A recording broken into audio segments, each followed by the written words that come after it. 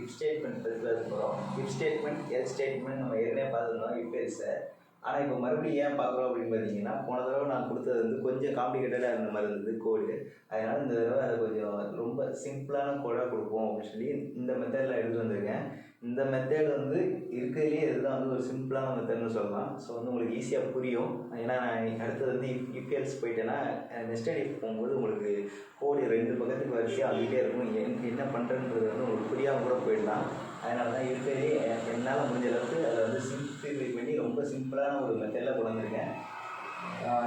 இப்போ வந்து வழக்கமாக பார்த்தீங்கன்னா இன்க்ளூட் studio.h, அதாவது இது வந்து stdio.h ஹெட்டர் ஃபைலு. ஆனால் நான் வந்து சொல்லி பழக்கமாட்டினால studio.hன்னு சொல்லுவேன். அதை நீங்கள் கொஞ்சம் கவனிச்சுங்க. இன்க்ளூட் body.h இது ஒரு ஹெட்டர் ஃபைல் எழுதியாச்சு. அடுத்து வாய்ட் லைன் போட்டு ஒரு இன்டிஜர் ஒரு டேட்டா டைப்பில் ஒரு வேரியபிள் ஒன்று டிக்ளேர் பண்ணுறோம். அதோட வேல்யூ 46 அசைன் பண்ணுறோம். இப்போ என்னென்னா i is equal to 46, i is equal to 46னா ஐயோட வேல்யூ 46 ஆயிடுது.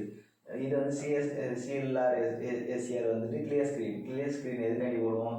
இதில் வந்து எதுனா அவுட்புட் நம்ம இங்கே போட் பண்ணிட்டு அவுட்புட் வரும்போது ஏற்கனவே பண்ணி வச்ச அவுட்புட்டும் சேர்ந்து வரும். அது வராமல் இருக்கிறதுக்காண்டி அதை கிளியர் பண்ணிட்டு ஃபஸ்ட்லேருந்து ஃப்ரெஷ்ஷான அவுட்புட் மட்டும் இப்போ நம்ம கொடுத்த இந்த போட்டுக்குண்டான அவுட்புட் மட்டும் வர்றதுக்காண்டி சிஎல்ஆர் எஸ்சிஆர் கொடுப்போம். அதுக்கடுத்து நேராக இப்போ வந்து இஃப் ஸ்டேட்மெண்ட்டில் போயிடுறோம். இஃப் ஸ்டேட்மெண்ட் வந்து இதுதான் வந்து மெயினான கோடே. இதில் வந்து உங்களுக்கு வழக்கமாக நீங்கள் என்ன பண்ணுவீங்க, பிரிண்ட் ஆஃப் கொடுத்து ஒரு டபுள் கொட்டேஷனுக்குள்ளே என்ன பிரிண்ட் பண்ணாலுமே அது இங்கே வந்துடும். ஆனால் அதுக்கு நம்ம ஒரு கண்டிஷன் கொடுக்குறோம். என்ன கொடுக்குறோன்னா ஐ கிரேட்டர் தென் 45 அப்படின்னு கொடுக்குறோம். அதாவது ஐ வந்துட்டு 45 பெருசாக இருந்தால் எனக்கு வந்து இதை பிரிண்ட் பண்ணு அப்படின்னு சொல்கிறோம். இல்லைன்னா பிரிண்ட் பண்ணாது, எதுவுமே பிரிண்ட் பண்ணாது. கோடு வந்துட்டு அப்படியே பிளாங்காக தான் இருக்கும். இப்போ வந்து இந்த வேல்யூ வந்துட்டு ட்ரூவாக ஆச்சுன்னா மட்டும்தான் உங்களுக்கு வந்து இதில் பிரிண்ட் ஆகும். இது வந்து ஃபால்ஸ் ஆகிடுச்சுன்னா அது வந்து பிரிண்ட் ஆகாது. ஓகேவா? இதுதான் வந்து சிம்பிளான கான்செப்ட். இதை வச்சு தான் நம்ம அடுத்தடுத்து நம்ம பண்ண போகிறோம். ஸோ இப்போ இங்கே என்ன நடந்திருக்கு, 46 ஐயோட வேல்யூ. அதனால் ஐ வந்து 46, 45 சின்ன நம்பர் இருக்குது. அதை விட வந்து ஐ வந்து பெரிய நம்பர். அதனால் ஐ பெரிய நம்பராக இருந்துச்சுன்னா எனக்கு வந்து இதை பிரிண்ட் பண்ணி நம்ம சொல்லியிருக்கோம்.